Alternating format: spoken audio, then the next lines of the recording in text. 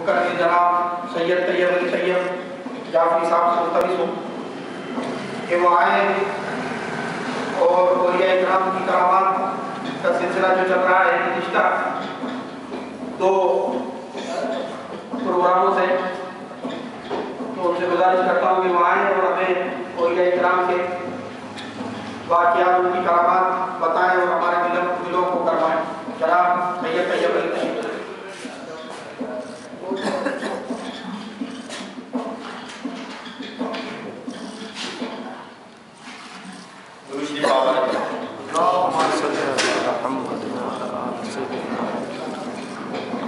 الحمدللہ رب العالمین والصلاة والسلام علی سید الانبیاء والمرسلین، اما بعد فاعوذ باللہ من الشیطان الرجیم، بسم اللہ الرحمن الرحیم، الا ان اولیاء اللہ لا خوف علیہم ولا هم یحزنون، صدق اللہ المولانا العظیم۔ باوالے بلند اللہم صلی علی محمد وعلی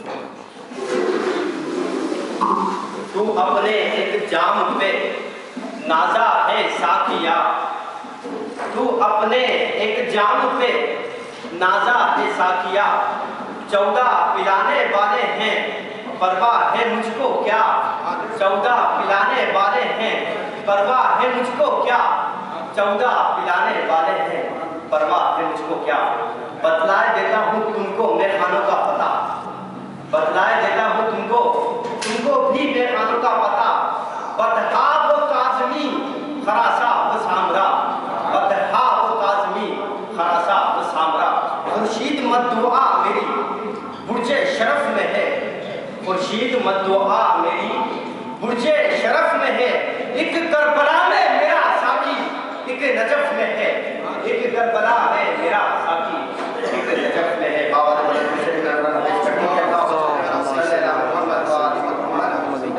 حاضرین محترم، اللہ رب العزت نے اپنے اولیاء کرام کی شان قرآن مجید میں سورہ کہف میں اس طریقے سے فرمائی۔ حضور علیہ السلام کے ذریعے سے اللہ رب العزت نے امت کے ہر ایک فرد کو، حضور علیہ السلام کے ہر ایک امتی کو اس طریقے سے پیغام دیا۔ سورہ کہف آیت نمبر 28 فرمایا اللہ رب العزت نے، اے میرے بندے، تو اپنے آپ کو ان لوگوں کی سنگت میں جمائے رکھا کر، کن لوگوں کی سنگت میں؟ ان لوگوں کی سنگت میں جمائے رکھا کر جو صبح و شام اپنے رب کو یاد کرتے ہیں اور اس کی رضا کے طلبگار ہیں۔ تیری محبت کی اور توجہ کی نگاہیں ان سے نہ ہٹیں۔ پھر اسی کے اندر اللہ رب العزت نے سوال پوچھا اپنے بندوں سے، کیا تو ان فقیروں سے دھیان ہٹا کر دنیاوی زندگی کی آرائش چاہتا ہے؟ پھر اللہ رب العزت نے فرمایا، اور تو اس شخص کی اطاعت بھی نہ کر جس کا دل ہم نے اپنی یاد سے غافل کر دیا اور وہ اپنی ہوائے نفس کی پیروی کرتا ہے اور اس کا حال حد سے گزر گیا۔ حاضرین محترم، یہ ترجمہ پڑھا ہے میں نے سورہ کہف کی آیت نمبر 28 کا، یہ بھی آپ کے سامنے ترجمہ پڑھا ہے۔ اس ارشاد باری تعالیٰ نے حضور علیہ السلام کے وسیلے سے، حضور علیہ السلام کے توسط سے امت مسلمہ کے عام افراد کو یہ حکم دیا جا رہا ہے کہ ان لوگوں کی صحبت اختیار کریں، ان لوگوں کی مجلس اختیار کریں، ان لوگوں کے حلقہ بگوشی میں دل جمعی کے ساتھ بیٹھا کریں جو صبح و شام اللہ رب العزت کے ذکر میں سرمست رہتے ہیں، جو صبح و شام اللہ رب العزت کے ذکر میں سرمست رہتے ہیں، ہر وقت اپنے مولا کی یاد میں زندگی گزارتے ہیں، اٹھتے بیٹھتے انہیں اپنے مولا کے سوا اور کوئی یاد ہی نہیں رہتا۔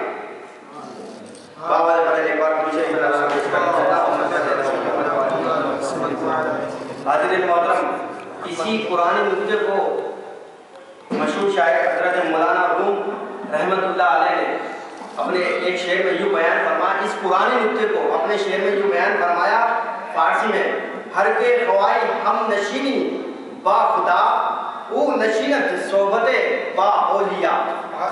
اس کا ترجمہ ہے کہ جو کوئی اللہ رب العزت کی صحبت چاہتا ہے، اللہ رب العزت کی قرابت چاہتا ہے، اللہ رب العزت کی قربت چاہتا ہے، اسے چاہیے کہ وہ اللہ والوں کی صحبت اختیار کرے۔ کوئی اللہ والوں کی صحبت اختیار کرے تو وہ کیا ہوگا؟ وہ اللہ والے جو ہیں اس کو خدا تعالیٰ سے ملا دیتے ہیں۔ یہ قرآن نقطہ ہے۔ حاضرین محترم، حضور سیدنا سید بدیع الدین پیر زندہ شاہ قطب المدار العالمین رضی اللہ تعالیٰ عنہ، حضور سیدنا خواجہ خواجگان خواجہ معین الدین چشتی اجمیری رضی اللہ تعالیٰ عنہ، حضور سیدنا غوث اعظم رضی اللہ تعالیٰ عنہ، یہ اللہ رب العزت کے وہ اولیاء کرام ہیں، یہ وہ ولی ہیں کہ انہوں نے خود کو اللہ رب العزت کے قریب کر لیا تھا۔ اس لیے اللہ رب العزت نے حکم فرمایا کہ تم انہی لوگوں کی مجلس میں بیٹھو، تاکہ تم ان لوگوں کی مجلس میں بیٹھو گے تو تم میرے قریب ہو جاؤ۔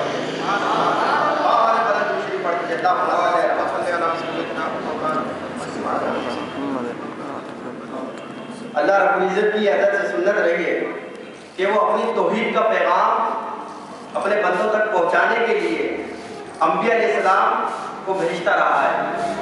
اپنا پیغام، اپنی توحید کا پیغام انبیاء علیہ السلام کے وسیلے کے ذریعے سے اپنے بندوں تک پہنچاتا ہے، اور یہ اللہ رب العزت کی شروع سے ہی سنت ہے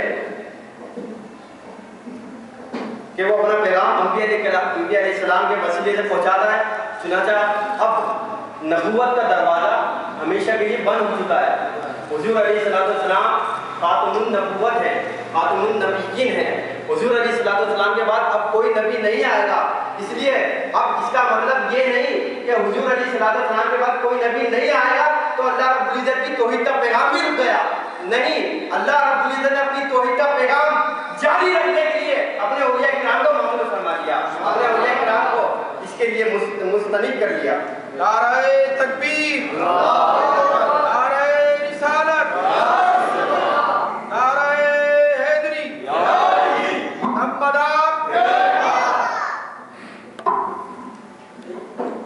حاضرین محترم، جب اللہ رب العزت اپنا کوئی پیغام بندوں تک پہنچانا چاہتا ہے تو اپنے حبیب سے فرماتا ہے، اے حبیب فرما دیجئے قل هو اللہ احد، آپ فرمائیے کہ وہ اللہ ایک ہے، لیکن جب تک آپ نہیں فرمائیں گے ان لوگوں کو یقین نہیں آئے گا۔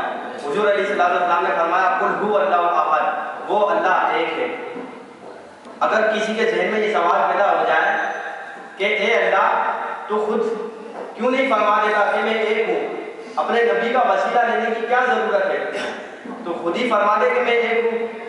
قرآن شریف اٹھائیے، اللہ رب العزت نے قرآن میں اس سوال کا جواب آپ کے سامنے پیش کر دیا ہے۔ سورہ شورى آیت نمبر 51، سورہ شورى کی آیت نمبر، سب کہیں آیت نمبر 51۔ اللہ رب العزت نے اس آیت میں فرمایا اور کسی آدمی کی یہ طاقت نہیں، اور کسی آدمی کی یہ طاقت نہیں کہ مجھ سے یعنی اللہ سے براہ راست گفتگو کر سکے۔ اسی لیے تو اللہ رب العزت نے اپنے محبوب کو فرمایا قل هو اللہ احد، اے محبوب تم فرما دیجئے، تم فرما دو کہ وہ اللہ ایک ہے۔ درود شریف میں نظر پیش کر دیجیے۔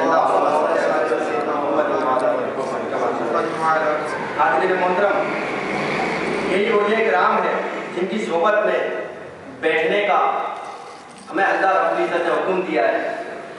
انہی اولیاء کرام میں ایک چمکتا اور جگمگاتا ہوا نام سلطان الہند حضرت خواجہ خواجگان خواجہ معین الدین چشتی اجمیری رضی اللہ تعالیٰ عنہ کا نام ہے، جو کہ وارث نبی فی الہند ہیں۔ ہندوستان کے آپ بہت بڑے مشہور ولی گزرے ہیں، آپ فنا فی رسول کے درجے پر فائز تھے، اور سلطان الہند خواجہ خواجگان خواجہ معین الدین چشتی اجمیری رضی اللہ تعالیٰ عنہ نے عمر بھر کسی قسم کا آرام نہیں کیا، اور آپ حافظ قرآن تھے۔ حافظ قرآن ہونے کے ساتھ ساتھ آپ صبح قرآن شریف ختم کرا کرتے تھے اور رات میں قرآن شریف ختم کرا کرتے تھے۔ 24 گھنٹے میں آپ 2 قرآن مجید ختم کیا کرا کرتے تھے، ایسے حافظ قرآن تھے آپ۔ اور جتنے ولی گزرے ہیں، جتنے علماء کرام گزرے ہیں، وہ عشاء کے وضو سے فجر کی نماز پڑھا کرتے تھے۔ حاضرین محترم عشاء کے وضو سے فجر تک یہ شب بیداری کرنا، شب بیداری میں اللہ رب العزت کی یاد کرنا، یہ تو کچھ آسان ہے، لیکن صبح کے وضو سے عشاء کی نماز پڑھنا، یعنی دنیا کے کام کے ساتھ ساتھ مشغول ہونے کے ساتھ ساتھ وضو کو قائم رکھنا، یہ بڑا مشکل کام ہے۔ حضرت خواجہ خواجگان صبح کے وضو سے عشاء کی نماز پڑھا کرتے تھے۔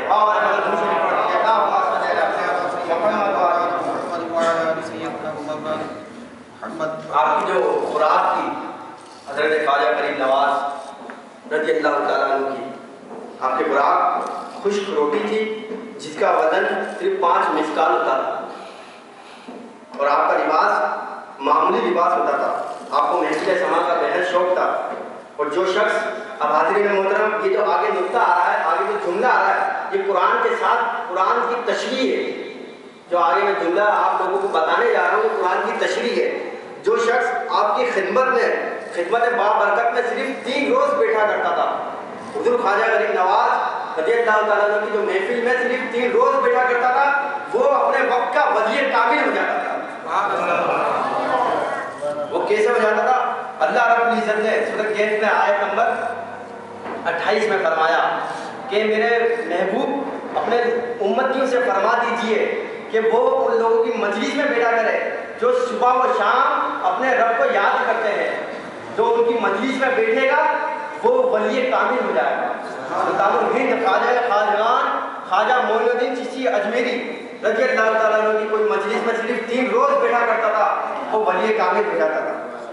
حضرت خواجہ غریب نواز رضی اللہ تعالیٰ عنہ اپنے پیر و مرشد سے بہت عشق تھا۔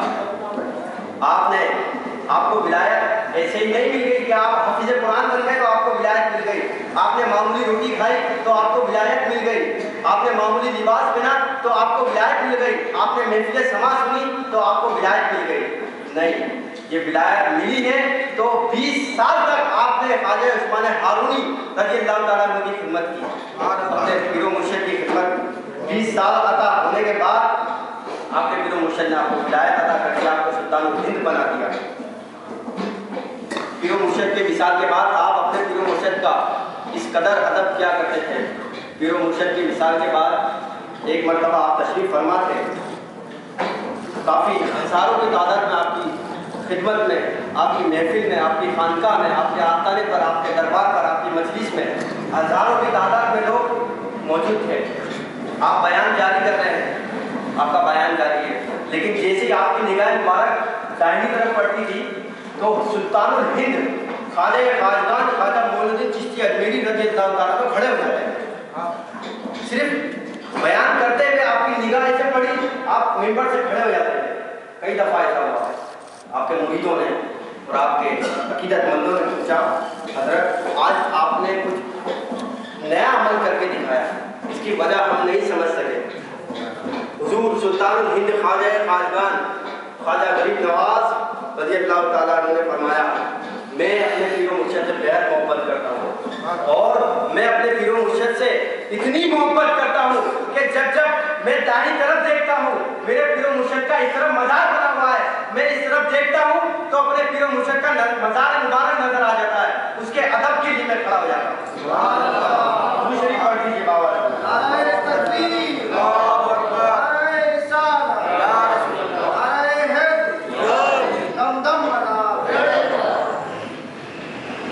حاضرین محترم، یہ وہی سلطان الہند خواجہ غریب نواز ہے جب آپ کے شہر میں ہمارے سیدنا بدی الدین پیر زندہ شاہ قطب المدار رضی اللہ تعالیٰ عنہ تشریف لے کر گئے اور کوبلا پہاڑی پر آپ نے چلہ کیا۔ جب خواجہ خواجگان خواجہ معین الدین چشتی اجمیری رضی اللہ تعالیٰ عنہ کو معلوم ہوا کہ ہمارے شہر میں اجمیر میں ایک پہاڑی ہے کوبلا پہاڑی، اس پر سلطان العارفین سیدنا بدی الدین زندہ شاہ قطب المدار العالمین تشریف لائے ہیں، تو آپ خواجہ خواجگان خواجہ معین الدین چشتی اجمیری اپنے مریدین کے ساتھ کوبلا پہاڑی پر تشریف لے گئے۔ یہ وہ سلطان الہند غریب نواز ہے۔ حاضرین محترم، حضور سیدنا بدی الدین زندہ شاہ قطب المدار رضی اللہ تعالیٰ عنہ کا مقام اگر کسی کو معلوم کرنا ہو تو سیدنا خواجہ قادیان خواجہ معین الدین چشتی اجمیری سے معلوم کرے، جو جن کی آمد کی خبر سن کر وہ بھی کوبرا پہاڑی پر تشریف لے جاتے ہیں اپنے مریدین کے ساتھ۔ کسی کو اگر زندہ شاہ قطب المدار رضی اللہ تعالیٰ عنہ کا مقام اور مرتبہ معلوم کرنا ہے تو جائیے بغداد والے شہنشاہ سیدنا غوث اعظم رضی اللہ تعالیٰ عنہ سے معلوم کرے۔ جب ان کی بہن بی بی نصیبہ اپنے بھائی سیدنا غوث اعظم کی خدمت میں آتی ہے کہ بھائی دعا کریں میری اولاد نہیں ہے، سلطان العارفین سلطان الاولیاء سیدنا شیخ عبد القادر جیلانی حضور غوث اعظم رضی اللہ تعالیٰ عنہ فرماتے ہیں بی بی نصیبہ، بہن بی بی نصیبہ جائیے مدار العالمین آپ کے شہر میں تشریف فرما ہے، ان سے دعا کی درخواست کیجیے۔ یہ وہی مدار العالمین ہے۔ جب آپ تبلیغ کرتے ہوئے سورت کے مقام پر گئے، ہندوستان کا ایک شہر ہے سورت، وہاں پر آپ تبلیغ کے واسطے کے لیے گئے، راستے میں ایک گاؤں آیا، وہاں پر اس گاؤں میں کچھ اولیاء اکرام کے منکر لوگ تھے، اولیاء اکرام کے منکر لوگ تھے جو سیدنا بدی الدین پیر زندہ شاہ قطب المدار رضی اللہ تعالیٰ عنہ کی ولایت کے آپ کی کرامت کے منکر تھے۔ چنانچہ انہوں نے سیدنا بدی الدین زندہ شاہ قطب المدار رضی اللہ تعالیٰ عنہ کو آزمائش کے لیے، آپ کو آزمانے کے لیے ایک مصنوعی جنازہ تیار کرا۔ مصنوعی جنازہ تیار کرنے کے بعد انہوں نے آپس میں بات کی کہ اگر یہ ولی ایسی جعلی فقیر ہیں، ایسی انہوں نے ڈھونگ رچا رکھا ہے تو یہ اس زندہ شخص کی نماز جنازہ نہیں پڑھائیں گے۔ چنانچہ انہوں نے یہ مشورہ کر کے مصنوعی جنازہ تیار کر کے سیدنا بدی الدین زندہ شاہ مدار کے سامنے لا کے رکھ دیا اور کہا کہ حضرت اس شخص کا نماز جنازہ پڑھا دیجیے، یہ شخص مر چکا ہے۔ حضور سیدنا بدی الدین زندہ شاہ مدار رضی اللہ تعالیٰ عنہ نے فرمایا کہ نماز جنازہ زندہ کی پڑھانی ہے کہ مردہ کی پڑھانی ہے؟ انہوں نے کہا حضرت آپ کیسی بات کرتے ہیں، نماز جنازہ تو مردہ کی ہوتی ہے، زندہ کی کہاں سے ہو گئی؟ حضور شاہ مدار نے پھر فرمایا کہ زندہ کی نماز جنازہ پڑھاؤں یا مردہ کی؟ انہوں نے پھر کہا کہ حضرت نماز جنازہ تو زندہ کی نہیں ہوتی، نماز جنازہ تو ہوتی اسی کی جو دنیا فانی سے رخصت ہو جائے، جو اس دنیا سے چلا جائے۔ آپ نے پھر تیسری مرتبہ پوچھا لیکن وہ نہ مانے۔ حضور شاہ مدار اٹھے الحمدللہ کہہ کر آپ نے اس شخص کی نماز جنازہ پڑھا۔ آپ اس شخص کی نماز جنازہ پڑھا کر جب وہ مصنوعی جنازہ تیار کر کے لے کر آئے تھے تو اس وقت وہ زندہ تھا۔ جب آپ نماز جنازہ پڑھا کر اپنے حجرے میں تشریف لے گئے تو وہ لوگ آپس میں ہنسی کرنے لگے اور اولیاء کرام کا مذاق اڑاتے ہوئے کہنے لگے کہ یہ کہیں کے ولی ہیں، اپنے آپ کو ولی کامل کہتے ہیں، انہوں نے زندہ شخص ہی نماز جنازہ پڑھا دی۔ انہوں نے جو اپنا ایک ساتھی نماز جنازہ کے لیے وہ جنازہ ڈولے میں رکھ کر لے کر آئے تھے، اس کا کفن اٹھایا، کفن اٹھا کر کہا کہ اٹھ جاؤ۔ جب اس کا کفن اٹھایا تو وہ شخص مر چکا ہے، وہ شخص مر چکا ہے۔ اس سیدنا بدی الدین زندہ شاہ مدار کی بارگاہ میں واپس تشریف لے کر گئے آپ کے حجرے مبارک پر، اور اپنی خطا کی معافی چاہتے ہوئے آپ نے کہا کہ حضرت ہم سے غلطی ہو گئی، ہماری غلطی معاف فرما دیجیے، اور اس شخص کو جو آپ کی کرامت سے مر چکا ہے اس کو پھر سے زندہ کر دیجیے۔ وہ شاہ مدار کی بارگاہ میں یاد گزارش لے کر حاضر ہوئے۔ چنانچہ سیدنا بدی الدین زندہ شاہ مدار العالمین اولاد علی، اولاد حسین ہیں آپ، اولاد فاطمہ ہیں آپ الحمدللہ کہہ کر اٹھے۔ اس جنازے کے بعد جا کے آپ کھڑے ہوئے اور آپ نے ایک صدا لگائی، قم بِإِذْنِ اللَّهِ، اٹھ اللہ کے حکم سے۔ وہ شخص جو زندہ تھا شاہ مدار کی کرامت سے وہ مر چکا ہے، اور مر کر پھر زندہ شاہ مدار نے اس کو زندہ کر دیا ہے۔ نعرہ تکبیر، نعرہ رسالت، نعرہ حیدری، حق مدار۔ وہ سیدنا بدی الدین زندہ شاہ مدار آپ کی اس کرامات کو سن کر پورے گاؤں میں آپ کی شہرت ہو گئی، پورا گاؤں اکٹھا ہوا، شاہ مدار کی بارگاہ میں پہنچا، اور سب کا سب وہ جو منکر ولایت شاہ مدار تھا وہ سب کا سب کلمہ پڑھ کر مسلمان ہوا، اور مسلمان ہونے کے ساتھ ساتھ غلامی مدار میں آ گیا ہمیشہ ہزاروں کی تعداد میں سورت کے مقام پر وہ گاؤں سارا کا سارا کلمہ پڑھ کے مسلمان ہو گیا، وہ شاہ مدار کی غلامی میں آ گیا۔ وہ سیدنا وجیہ الدین زندہ شاہ مدار۔ اب ایک شعر آپ لوگوں کی خدمت میں پیش کر کے پھر میں ہماری خانقاہ کے چھوٹے ثنا خاں، کمسن ثنا خاں معین الدین مداروی سے ملتمس ہوں گا کہ وہ آپ کی خدمت میں، آپ لوگوں کی مجلس میں سلطان الہند خواجہ خواجگان خواجہ معین الدین چشتی اجمیری رضی اللہ تعالیٰ عنہ کی منقبت پیش کریں گے۔ ایک بار کعبۃ بلد درود شریف پڑھ دیجیے۔ اللہم صلی علی محمد۔